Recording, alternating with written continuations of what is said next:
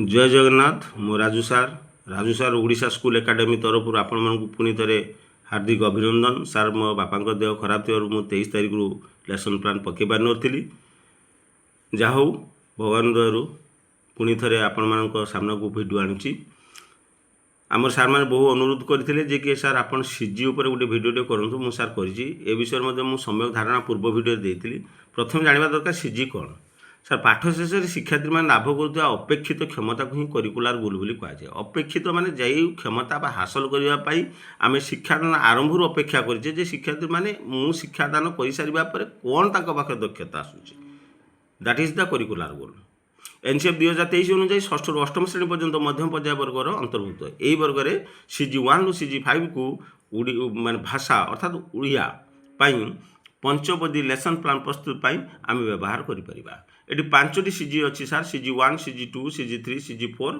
CG5 CG1 है मौखिक जोगाजोगर कौशल CG2 है स्वच्छंद बोधगम्य पठन कौशल विकास CG3 है लिखित अभिव्यक्तिर विकास CG4 है साहित्य आस्वादन और सृजनशीलता CG5 है स्व अध्ययन और भाषार सृजनशील व्यवहार सार ये CG1 रु CG5 कहली पदे पदे कहीदेले आपको स्पष्ट भाव जानीपारे से आर इलाबोरेसन दरकार मु प्रथम इलाबोरेसन करदे से आपको नहीं जाऊँगी जे CG1 केमिति आम जाना जे यहाँ CG1 गला CG2 गला कि अमुक गला कि समकुर गला विभिन्न सीजी शिक्षार्थी मान क्यों दक्षता प्रकाश पाए से दक्षता प्रकाश पाइले आम जापर यहाँ CG1 गला कि CG2 गला CG1 यही पर्याय पिला शुणव कह आलोचना कर भाव अनुभूति और मतामत प्रकाश करें CG2 पाठर मूल भाव तथ्य उद्देश्य लेखक और कवि दृष्टिभंगी को बुझीपारे CG3 निजर अनुभूति चिंताधारा धारणा को सठिक ढंग से अनुच्छेद पत्र निमंत्रण निर्देश पत्र इत्यादि लिखित भाव प्रकाश कर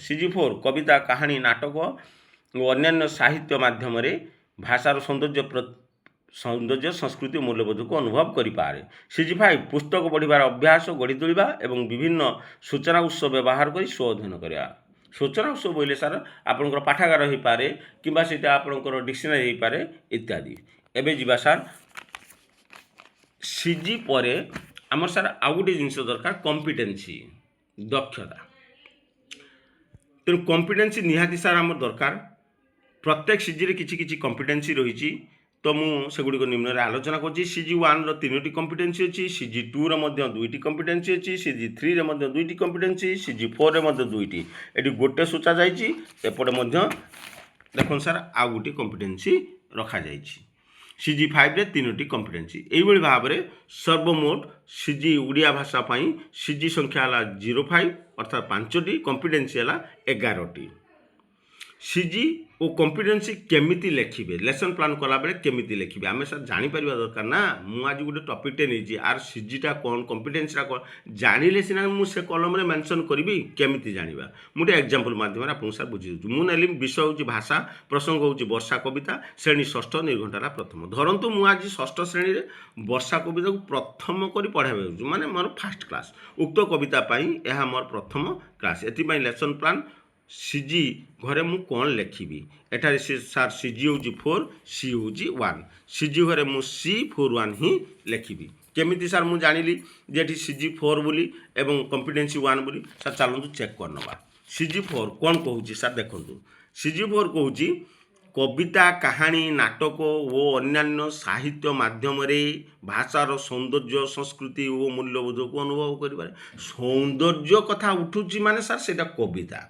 जेहेतु मु वर्षा कविता नहीं सीधा आसिली CG4 रे पहुँचीगली अन्य कौन कॉम्पिटेंसी रे सौंदर्य व कविता कथा लिखा जाए ना देखनी तो सार CG1 CG2 CG3 CG4 CG5 कौन जगह सार उल्लेख अच्छी नहीं तेणु मुझे स्पष्ट प्रमाण पाइली जेहेतु मु वर्षा कविता नहीं वर्षा कविता कौन आप जेकोसी कविता नेले जेहेतु कविता सौंदर्य संस्कृति कथा उठुची तेणु CG4 गला CG4 पाई सारा पर एवं खोजी तार कॉम्पिटेंसी तेणु जेहेतु मु CG4 पाई मोर कॉम्पिटेंसीटा ही CG4 सिलेक्शन हवा दरकार CG4 कॉम्पिटेंसी कौन अच्छी 2टा कॉम्पिटेंसी अच्छी सार कॉम्पिटेंसी नंबर 1 कविता कहानी और नाटकर भाव चरित्र संदेश को बुझीपारे सेकेंड हूँ सृजनशील लेखा और साहित्यिक प्रतिक्रिया दे पारे ये सार पक्ष कथा सृजनशील लेखा ये पक्ष कथा ତେଣୁ ନିଶ୍ଚିତ ଭାବରେ ଆମର ଏଠାରେ କମ୍ପିଟେନ୍ସି ହେଉଛି କବିତା କାହାଣୀ ଓ ନାଟକର ଭାବ ଚରିତ୍ର ଓ ସନ୍ଦେଶକୁ ବୁଝିପାରେ।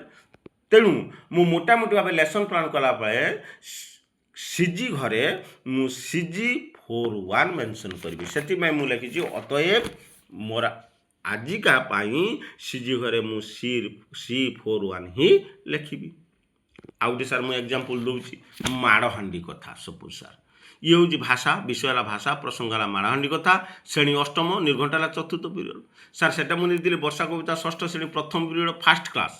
ଏଠି ସାର୍ ଆପଣ ଭାବିବେ ଆପଣଙ୍କୁ ସୁବିଧା ହେଲା ସେଥିପାଇଁ ଫାର୍ଷ୍ଟ କ୍ଲାସ୍ଟା କରିଦେଲି। ନା ସାର୍ ସେମିତି କିଛି ନାହିଁ।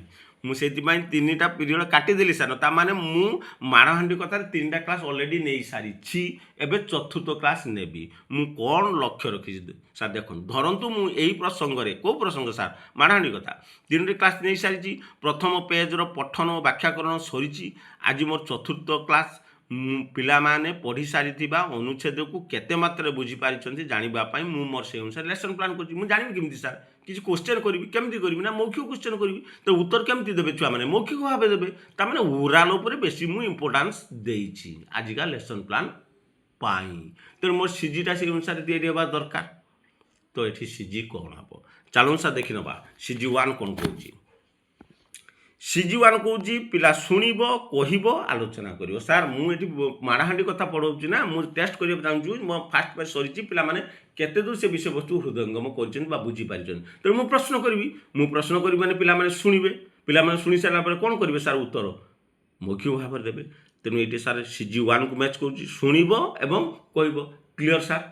ତେଣୁ CG1 ମୁଁ ଜାଣିଗଲି। ତେଣୁ ମୋର କମ୍ପିଟେନ୍ସିଟା ଏବେ କେଉଁଠୁ ଖୋଜିବି ସାର୍? ମୁଁ ସେଇ CG1ରେ ଖୋଜିବି।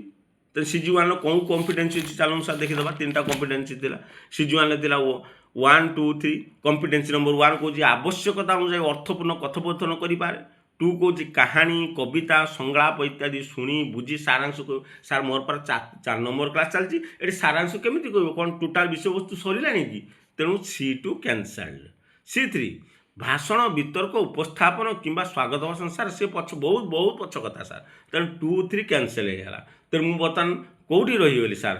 ନା C1ରେ। C1 କ'ଣ କହୁଛି? ଆବଶ୍ୟକତା ଅନୁଯାୟୀ ଅର୍ଥପୂର୍ଣ୍ଣ କଥୋପକଥନ କରିବ। ମୁଁ ଯେତେବେଳେ ପିଲାକୁ ପଚାରୁଛି ଯେ ସେ ପୋଖରୀର ପାଣି କେମିତି ଥିଲା, ପିଲା ଉତ୍ତର ଦେବ କେମିତି? ନା ମୌଖିକ ଭାବରେ। ଯେତିକି ଦରକାର ଆବଶ୍ୟକତା ଅନୁଯାୟୀ ସେତିକି କଥୋପକଥନ ମୋ ସହିତ କରିବ। ତେଣୁ ଏଠି କମ୍ପିଟେନ୍ସି ହେଲା 1। ତେଣୁ ଆଜିକା ଲେସନ୍ ପ୍ଲାନ୍ ପାଇଁ ମୋର ସିଜି ଘରେ ମୁଁ କ'ଣ ଲେଖିବି? ନା CG11। ତା'ମାନେ ସିଜି ହେଲା କରିକୁଲାର ଗୁରୁ ହେଲା 1, କମ୍ପିଟେନ୍ସି ହେଲା 1। এইটাକୁ ଆଚିଭ୍ କରିବା ପାଇଁ ମୁଁ ମୋର ଆଜିକାର ଲେସନ୍ ପ୍ଲାନ୍ ପ୍ରସ୍ତୁତ କରିଛି। ସାର୍ ବୁଝିହେଲା ସ୍ପଷ୍ଟ ଭାବେ? ଆଶା କରୁଛି ନିଶ୍ଚିତ ସାର୍ ବୁଝିପାରିଥିବେ। ଏତେ କୌଣସି ଅସୁବିଧା ରହିନଥିବ। ଏବେ ସାର୍ ଆପଣ ୟାକୁ ଟିକେ ଭଲ ଭାବେ ପଢ଼ି ନେବେ, ନିଜେ ବୁଝିପାରିବେ। ତେଣୁ ମୁଁ ଆର ସ୍କ୍ରିନଶଟ୍ ପାଇଁ ସମ୍ପୂର୍ଣ୍ଣ ବ୍ୟବସ୍ଥା କରିଦେଉଛି ସାର୍। ସ୍କ୍ରିନଶଟ୍ ନେଇଯିବେ, ଫାଙ୍କା ସମୟ ଦେଖି ପଢ଼ିବେ। ସାର୍ ବୁଝିପାରିବେ, ଆରାମସେ ବୁଝିପାରିବେ, ନିଜେ କରିପାରିବେ। କିଛି ସାର୍ ଅସୁବିଧା ହେବ ନାହିଁ। କମ୍ପିଟେନ୍ସି ନିଜେ ଜାଣିପାରିବେ। ତା ତ ସବୁ ସାର୍ ରହିଛି, ଆପଣ ଖାଲି ଟିକେ ବୁଝିବା ଦରକାର ଏବଂ କମ୍ପିଟେନ୍ସିକୁ ଫାଇଣ୍ଡ ଆଉଟ୍ କଲା ପରେ ଆଉ ଅସୁବିଧା କିଛି ନାହିଁ ସାର୍। ସାଙ୍ଗେ ସାଙ୍ଗେ ଲେଖିବେ।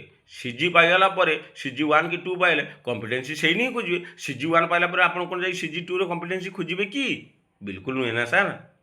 ଆଉ ତ ଆମ ସାର୍ମାନେ ତ ନିଶ୍ଚିତ ଦକ୍ଷ ନା, ସେମାନେ ଟିକେ ଟିକେ ଖାଲି ଜାଣିଗଲେ ସାର୍ ହେଇଗଲା। ଧନ୍ୟବାଦ ସାର୍, ରହିଲି। ବହୁ କଷ୍ଟରେ ସାର୍ ଏଇ ଲେସନ୍ ପ୍ଲାନ୍ ମୁଁ କରୁଛି, କାହିଁକିନା ମୁଁ 23 ତାରିଖରୁ ସାର୍ ଗତକାଲି ପର୍ଯ୍ୟନ୍ତ ପୁରା କିମ୍ସ ହସ୍ପିଟାଲରେ ଥିଲି। ଆଖିରେ ନିଦ ପୁରା ଭର୍ତ୍ତି ସାର୍। ଆମର ଏପଟେ ବର୍ଷା ପାଇଁ କ୍ଲାସ୍ ସ୍କୁଲ୍ ସସ୍ପେଣ୍ଡ ଥିବାରୁ ମୁଁ ଯାହା ହଉ ଟିକେ ସମୟ ପାଇଲି ଏବଂ ଆପଣମାନଙ୍କ ପାଇଁ ଏ ଲେସନ୍ ପ୍ଲାନ୍ଟି ପ୍ରସ୍ତୁତ କରିପାରିଲି। ଆଶା ରଖୁଛି ମୋର ସାର୍ ମାନେ ବା ମୋର ଦିଦିମାନେ ବହୁ ସଂଖ୍ୟାରେ ଏ ଭିଡ଼ିଓଟିକୁ ସେୟାର କରିବେ, ସବସ୍କ୍ରାଇବ୍ କରିବେ।